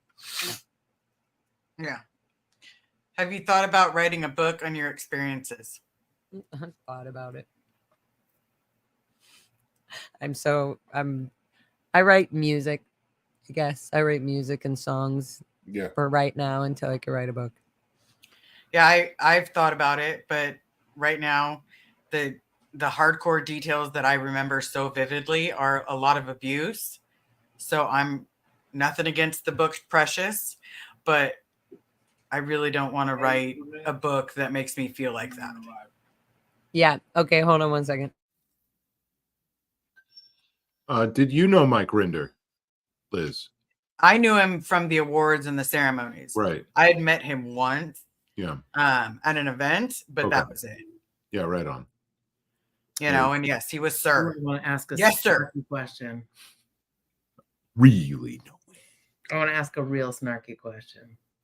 Okay, what's your snarky question? When you think of Mike Rinder, this is a multiple choice answer. There's only two answers. There's only one right answer. When you think of Mike Rinder, do you think about the Aftermath show, or do you think about him standing outside there during that press release during? Welcome to the stage, Michael Rinder. Yeah, that's Right. what you think about. Right. Okay. So, because I think about the Lisa McPherson new press conference. Yes. Of him in that suit on his like little phone. That's what I think. Not the Aftermath show. Yeah, was Not the the Aftermath was show he was even a on perk. that call? They're just saying it for, you know. It was actually a posterity. perk for me because I recognized him, and I was like, if he could get out, then That's fair though. then I could get out. And he knew Right. so much more than I knew, and Right. he'd experienced so much more, and I knew that his ass covered up a hell of a lot more. So in the process of that, it was like, okay, so me coming forward, but then when I first decided to come on to like the YouTube and that's actually why show we my face, Not in with Mike at all. I was scared. I needed Nora. I'm going to be dead ass honest. I was scared of coming out as not only gay, Yeah. you know, which is a big no-no in Scientology. And he I doesn't didn't like know. that either. No. I didn't know if anybody from the ex-Scientology community was going to accept me, because some people still have those beliefs and some people don't. Yeah. You know, Yeah. I struck gold with Laura. She's non-judgmental. She doesn't care if you're black, white, purple, green, orange, as long as you're your authentic self and you don't disrespect her or lie to her, you're good. Or talk during her sets, which I can also just respect. How did you guys know? That's so sweet. But it's true. Like we were not even long ago, we're just learning like, oh, actually we don't have to be afraid of this person, or I can say what I want and I don't care if that person doesn't want to be my fucking friend, then good. Let it be. So let it be. And it's interesting to even feel the muscle and the strength and the I don't know, just the like calmness of being like, okay, well then it's not even a big deal. If we're not friends, we're not friends. It's fine. Like, what is with all the added crap? It's just like let it be or not. And it's interesting to just let our brains kind of enjoy life, enjoy the food, sit there, go, I remember when I had to like hide this in the corner and eat it, and now I can fucking enjoy it. Like there's so many little things of life that are the thing that now keep me going. Like, yeah, I didn't have this, but also even if I did have this, I'm glad that I can enjoy it for its full worth and everything right now, as much as I didn't have it as a child or whatever it is. So it's a weird twist, but you can also see where people haven't had that. They aren't fulfilled in that love or that care. And whether I wasn't either, I can see, oh, this person still doesn't have it. It's an extreme form of delayed gratification where like for a whole portion of your life. And so, people do this in their lives, like okay, I'm going to deny myself this so that it's really good. Like maybe for decades or for your entire childhood. And it's a wonderful gift that you get it now. It's terrible that it was ever taken from you. But I do see both of your enjoyment of these things pretty clearly. It's great. Yeah. like I love food. I love the choice of being able to get any food that I specifically want. And that even took a while, right? For Liz, did you have that where you were like, you'd be at a restaurant and you'd feel nervous about what you were going to order? Well, I've She been. didn't send anything back Yeah, I don't send food. until she met me. Like you because you didn't like it or something, you were afraid to say it, right? Yeah. Even if there was like I was like, a oh my God, it's a giant waste. stack of pubes on it, she wouldn't Okay, send it now back. there's an example of exaggeration, because if there was a giant stack, I would have been. But I'm just saying, it's definitely like there's little weird things. There's this fear of like, yeah, not order, like not wanting to. Yeah, there's so many things. Not trying to Or even order at too much Target. food. Yeah, Like trying to be like specific and order something that I can eat. yeah. Even at Target, you didn't take anything back to a store ever. Yeah, I didn't take things back to Just stores. threw it away. You Or I donated don't. it. I donated. I donated a lot of stuff. Yeah. Pearl and Selfless, are you guys having your own little mind talk over there? So Are they having hidden communications? Yeah, we're just sending out like all the love to Like- Martha, who's in the hospital right now, and I'm like reading it. Aw. I'm like, did you see those chats? Yeah, I didn't Did see you know that anything. information? I was So- I was being alerted So we're to just somebody's medical all the status. love. Aw. Love Aw. your face, ma'am. Yeah. Love your face. Love you guys. That's so cool. Yeah. Yeah, we weren't trying to be cagey and weird, although we are. We are, but Yeah. not in this moment. Yeah, not Right? trying to be. I will say there's been some times that I'm like, we're doing the right thing. We're doing the right thing. You know, children cannot consent. And I will tell you, Yeah. it was so nice seeing you out there painting Scotty's truck. That was so Oh, fun. yeah. And then this morning I was like, oh no, I feel like I messed it up. And then I'm like, oh, it's not that bad. And it's not bad. And he was like, no, yeah. So, and it's so cool. The message is So cool. very clear. And it's like, okay, Mhm. this is awesome. And the also like, this is life. This is life. We're just protesting. It doesn't have to be perfect. It's the message. It's about getting through this and enjoying while we do this. We're going to have fun. We're going to have fun. I'm going to enjoy a therapeutic like when I was watching Selfless do his chalktology at Blue Building freaking months ago. I was just like, okay, so he's like in his bubble, just doing your like going through learning and being like, wow, and so therapeutic. It's all so therapeutic, every layer of it. Whether it's going to the restaurant with friends and now you don't have to feel awkward and you feel like you're in control of your order and your food, or like going to like freely just not have to hurry up and go do something. You're just going to protest and draw and make like all these things are like, oh, this is so fun to just let life slow down, because my natural instinct always is to just, which I love because I get so much done and everything. And but the joys of life, I'm like, ooh, I'm going to slow down my clock because I have control over it now. And I'm going to enjoy this meal and this moment with friends or whatever. You bet. Or this band or the Viper Room show with Selfless, like that, you know, like those are the moments where they just go by so fast that it's like, isn't that so cool? Like, Yes, like a dream. You bet. yeah. Mm-hmm. We'll be in Texas soon. Texas, y'all Texas, y'all be better be getting ready for us. That's right. You'll be like, we're fixing to have a whole hee-haw show down here. We're fixing it. It's going to be like Not because fixing it's not to, Pearl fixing 2.0. It's like Pearl 1.5. Like 1.5. We're almost there. Pearl. Almost to Pearl 2.0. Pearl. Can you believe it? It's almost time It's crazy. of protesting Yeah. and those milkshakes. Yeah. The Bam Bam will always be my the favorite. Bam Bam. Yep. Mhm. That's so fun. I love that. Okay. Do you want to Liz, do you want to do any of the starred things? Do you want to run through the starred? Yeah, let's run through them. Okay. So here's one question. Are any of the known people that are out that you think are still working for Scientology?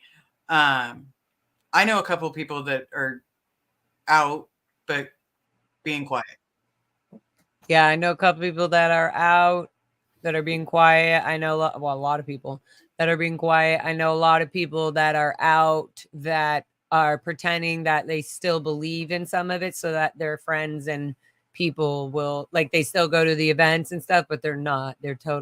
Well, they say they're not, but I'm like, how can you be going to these events like a ridiculous person just trying to uphold a fucking stupid, pathetic life you're having? If that's really what you're like, if you're not a Scientologist, then what kind of life are you living trying to hold up all this fake fucking crap? It's just so Right? lame. They're hipping. DOA's balsamic hot dog. Is there really a recipe? Because why did I read this the first time and I was like, Balsamic There hot was. dog? Did you That not does see kinda the sound entire? good. There was an entire conversation about how you can make cheap hot dogs taste good with balsamic. Okay, and Okay, I he's don't know gonna how I have to feel give about me the that fact that I'm recipe just like, 'cause no, I no, like let me turkey give you the dogs. canon on this. But there you go. Yes. We need to learn about it. I right. know. I need to try it. 'Cause when is DOA This going to is start canon cooking again? DOA. What do you mean? Spread the lore. Every time I think He's I so sweet understand right the now. depravities. He's literally fixing. He helped me fix my spark plugs. I helped him, but he just did it, and he's doing my freaking brakes. He's changing my van freaking brakes right now. He's such an awesome person. Well, good. Okay, anyways, DOA's balsamic hot dogs. Every time I think, what did it say? Every time I think it's fucked, and then it's even worse. Yeah, something like that. Yep, F Sciento. Corn-free question. Oh, I didn't. Oh, I'm sorry. Hold on one quick. So he said they were cheap. I didn't know that those were Hebrew nationals. Like that's like doctor and Jew approved. Yeah. So yeah. So apologies for calling National. them cheap. Yeah. That's what he called them. But yes. I'm glad the doctor approved. They've been blessed in Street test everything. on the streets.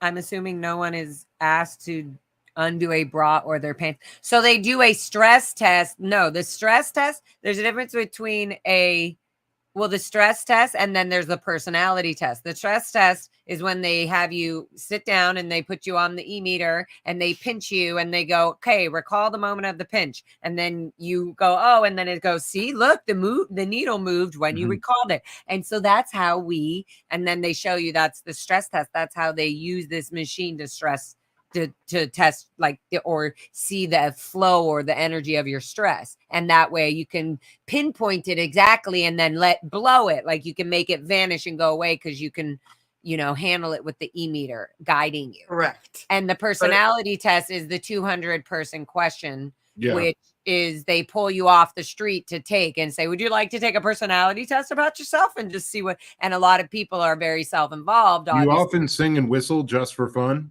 Yes, I do. How do they have people do their stress tests on the streets? I'm assuming no one is. Yeah. So There's a good example today. Cubs champion was right next to a Dianetics table on the streets of Boston where they were issuing the stress test.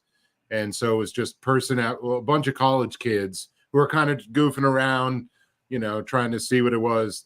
Today, that's the best example I saw recently of them out on the street trying to issue these things. And he just stayed right next to the table. And so you can see him trying to do it. So actually the practitioners of this I think weren't super expert. It didn't look great. Yeah, they're just trying to throw people out there now and just like, come on, get involved, get on there, get on the bandwagon. Yeah. Yeah. Yeah. They were very low energy, and I think two of the oldest people at the Boston org right now. So yeah, they do that there. They give you the little test, and then later you're really going in session and doing all the other shit.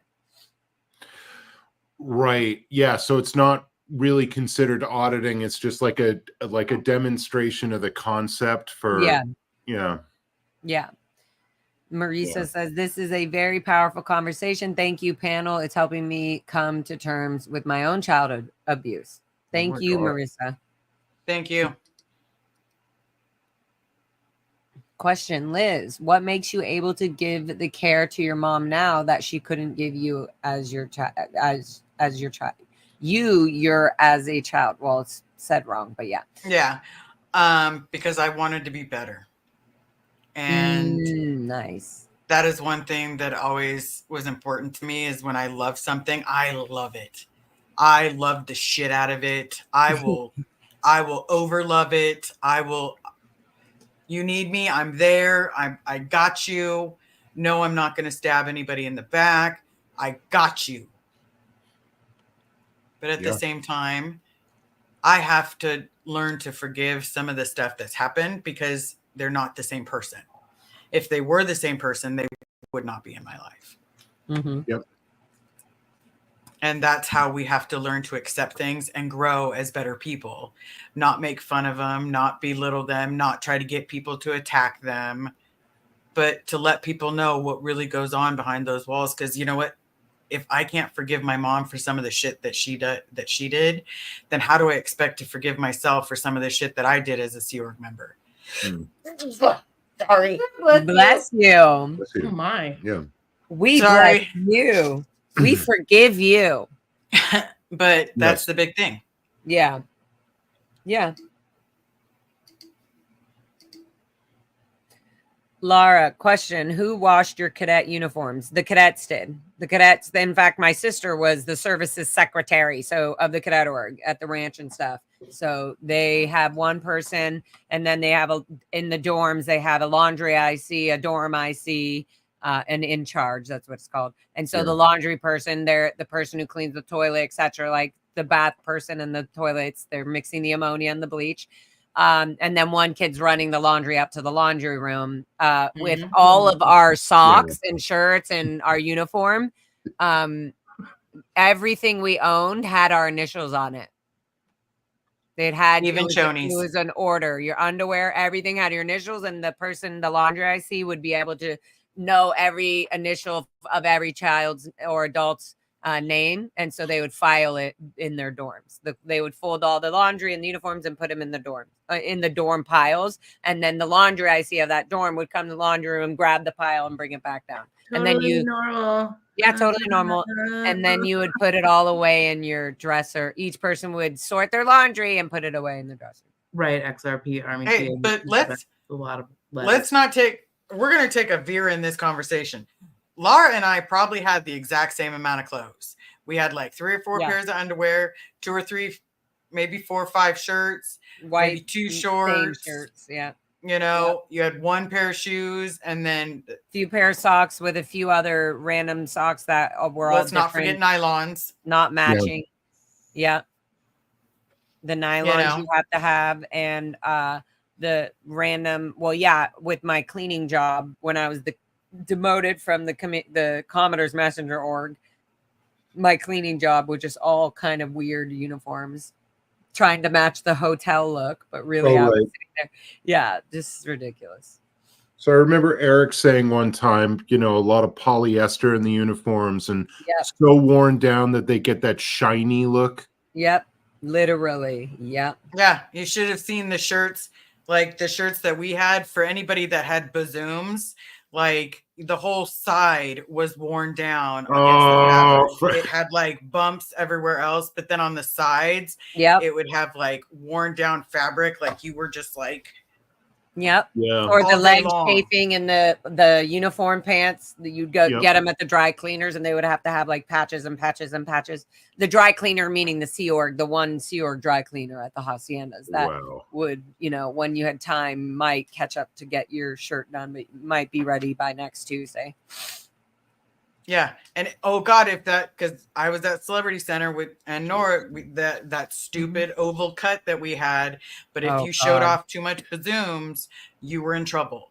Like if you leaned wrong in your shirt to pick something up from the copy machine and you just showed someone your bazooms, then you were out 2D. Out PR, out 2D, 2D flowing, other fish to fry, out of valence, out PR. And get ready to scrub the dumpster. Yeah, because if you're not even aware that you were trying to show your titties, we're going to make you aware of it by scrubbing the dumpsters. Yeah. Yeah, it's the correlation. As someone with a PhD in education, let me just tell you, the validity of that little exercise that y'all went through. There isn't any. That's really shitty and terrible, and it teaches a sum total of no lessons. Couldn't possibly. Oh, just don't ever do what we say not to do, even if you don't know it. You know, how about Until that? we change our mind. Yeah, and then don't do that. And then just don't complain about it. That's Yeah. No the whole nattering. time. As far as I know, I That's am right. not an only child. My dad was married 10 times in the Sea Org. I don't even think I didn't know that. I don't think I knew that, Bob. Yeah, he 10 was a times? pimp player, Me hustler, not making a baller. Ferris wheel joke, but making it. He was trying to fill up the whole Ferris wheel with ex-wives. Oh my! Because being in the Wow. Sea Org, there was one time that he met a girl, they got married, they got their dorm, and then they were getting divorced like a couple weeks later, and then before I knew it, he was on another honeymoon. So How many do we is know of? 10. No. 10. kids. Oh, kids. As far as I know, there's only been one person that tested that his DNA matched mine Okay. or had a similarity to But mine. how many are suspected? They're suspected of 5 kids But they won't And test the other this- one. that I'm actually believing now because these women have said they were from the Sea Org. This is Bob. Yeah. Wow. 10. I mean, so is it frowned upon, like sex out of wedlock? Is that what's driving all these marriages? Yeah, basically, yeah, 100%. Like if you're in the Sea Sure. Org and somebody cucumber, you're like, oh my God, yeah, you're like, okay, we're getting married so that we can have sex. Yeah, so Yeah. 10 times. Yeah. Yeah, because realistically, were there people that did go out 2D? Yeah. Like Yeah. But then some you get people got sent to caught. the RPF, which is like Some people worst, got sent like, to the RPF. years of torture. Just because you touched a boob or thought Yeah. about touching the vagina while you were touching the boob. Yeah, don't think about touching yourself because that's just as out ethics.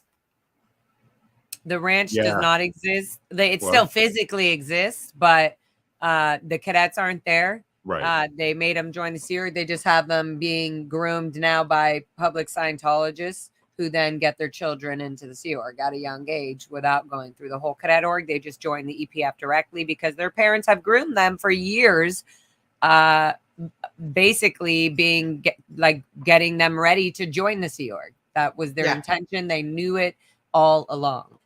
So is there an age limit out there in Hemet then?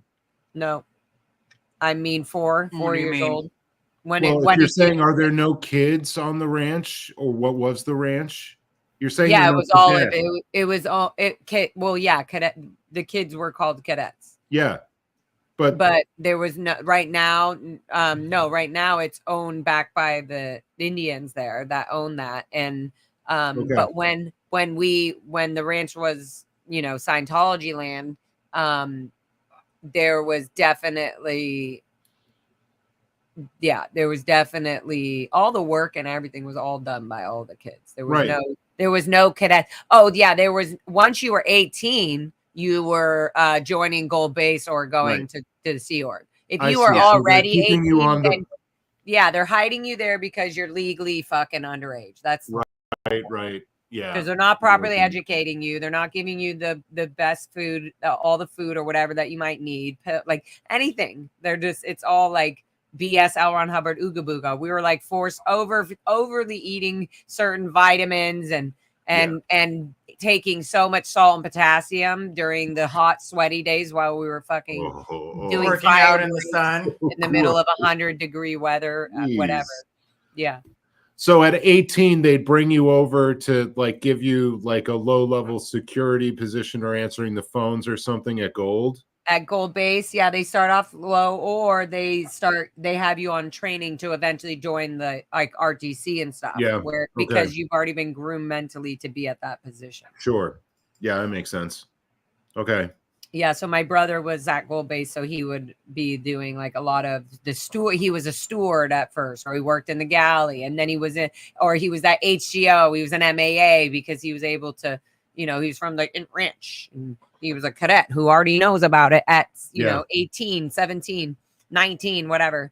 Anyway, so then he was going to RTC trainee, and then he failed at that. Like, I don't know. He didn't want to be an RTC trainee.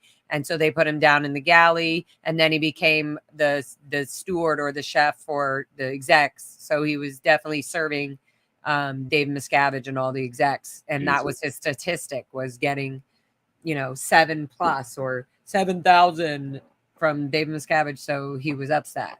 Yep. And I guess you would if you pleased him. Yeah.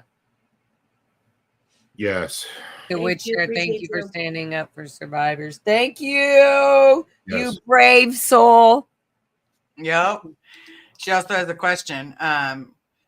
If you knew you had siblings, would you want to meet them? I met one, and they can have her back. Red Rover, please don't send her back over. She was unique. Then I met another one, and I thought it was going to be like the same situation, but then it turned out to be like the male version of me, but just in shape and, cares about their body and covered in tattoos and same sense of humor. Wow. Same one dimple and same Wow. color blue eyes, Wow. And I thought, oh my God, I'm finally not alone. And they didn't have to go through the abuse that I did. Oh, wait, just kidding. They had to go through the abuse that I did because they grew up in the foster system. So they were abused by the man. foster system. Yeah. And covered in scars by the foster system. Yep. And I just got covered in scars by no more wire hangers.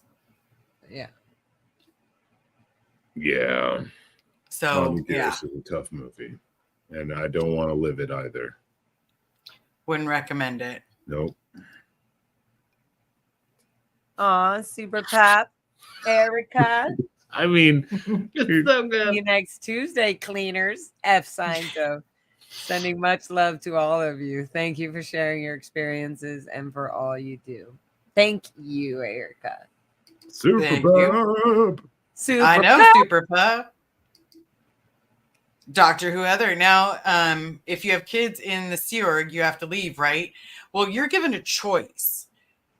Abort or be declared. Yeah. That's the big thing. Yeah. And you can push it and push it and push it and get yourself kicked out of the Sea Org.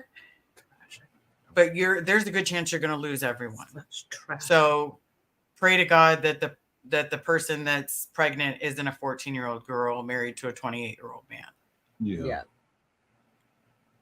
'Cause And then it says, so unfortunately, that you happens. would you then be public F Scientos and then just get out in that way? Yeah. So if you did exactly like they did that with so many people that just was like, no, I'm going to keep it. Okay, well, I'll do whatever conditions and whatever I have to do. Yeah. Whatever ethics things I need to do, but I still want to leave. I need to leave. And eventually when they're 8 months pregnant, 9 months, you got to get the fuck out of there. Yeah. Not walking around with a baby in the Sea Org. That's not happening. Right. Yeah.